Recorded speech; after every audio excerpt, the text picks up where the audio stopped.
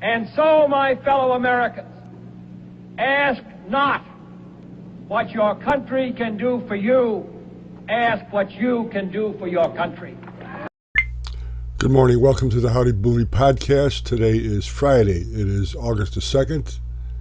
I'd like to wish my wife a very happy birthday today. You know, we're a very compassionate nation.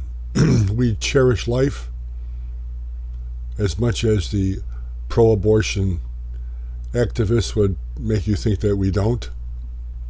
But we cherish life. And we had a hostage extension, a swap today with Russia, where they got a ton of people back, very evil people. We released some journalists, some Marines held by Russia. And it just shows that we cherish life, and that's a weakness in the eyes of the evil people in the world. But it's a trait that we should never lose. Don't keep score. They got more than we did. Don't do that. We cherish life. But we have to make sure that we do that from our position of strength. And that is not happening with this administration. I wish all those who were released well. The assassins that the Russians received back, I hope get killed. But it's over, and a chapter of history is done. They had an obituary for the Hamas leader that Israel just took out with a bomb in his residence. A bomb that was planted months ago, actually.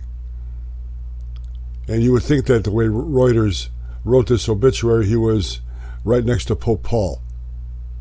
It is amazing how the press around the world distorts facts. This man engineered an attack that killed 1,200 Jews. And he's being hailed as a moderate. I think since then they've withdrawn that or retitled it, but there's evil out there. And the journalists, so-called journalists around the world, always side with those who are against the United States. I just wonder what they would do if Hitler died. I guarantee Hitler would get a better obituary than Donald Trump would. The hostages are still being held by Hamas.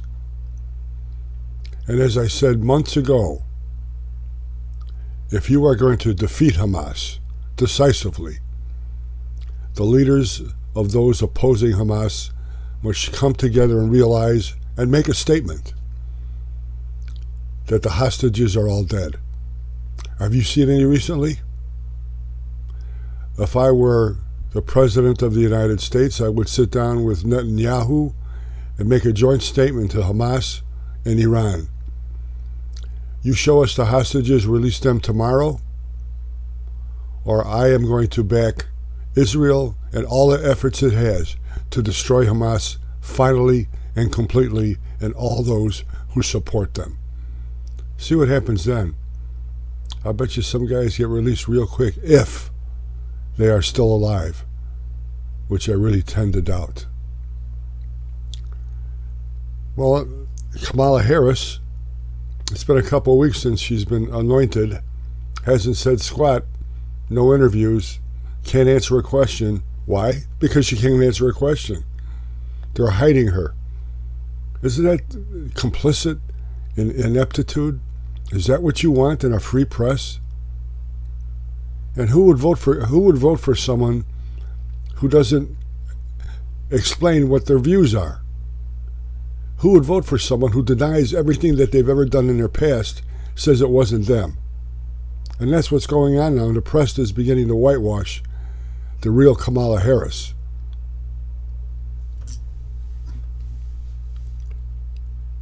I would think if you had a female athlete in the family working very hard and went to compete in an all-female meet, and she got her ass kicked by a male who felt like a female or who declares himself a female, and then afterwards shares the locker room with your daughter.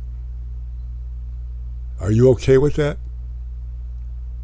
If you are, well then I guess you're voting for Kamala Harris. If you think that everybody who comes over the border should be granted immediately citizenship and get all the benefits that all American citizens have worked their lives for, I guess you should vote for Kamala Harris. If you think that big oil companies are the enemy and you have to buy an electric vehicle, then I guess you must vote for Kamala Harris. It's just amazing to me that the radical people, the radical press, is covering for her. Hopefully she's going to have to answer a question sooner or later. But she's going to get a lot of pro-Kamala publicity because she's going to be naming a vice presidential candidate with her this week. You have the Democratic National Committee and the convention in Chicago the following week, which is going to be a headline getter because there's going to be riots every day in my hometown. They're going to destroy that city. I guess the media is the one that has to be declared the Schiffhead of the week. From the Kamala Harris debacle and whitewashing her background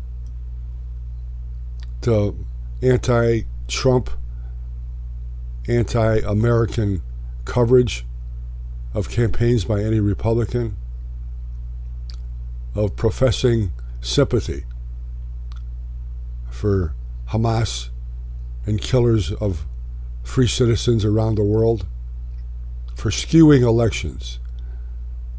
I guess Ohio is purging some voter rolls because they found a bunch of illegal aliens registered to vote.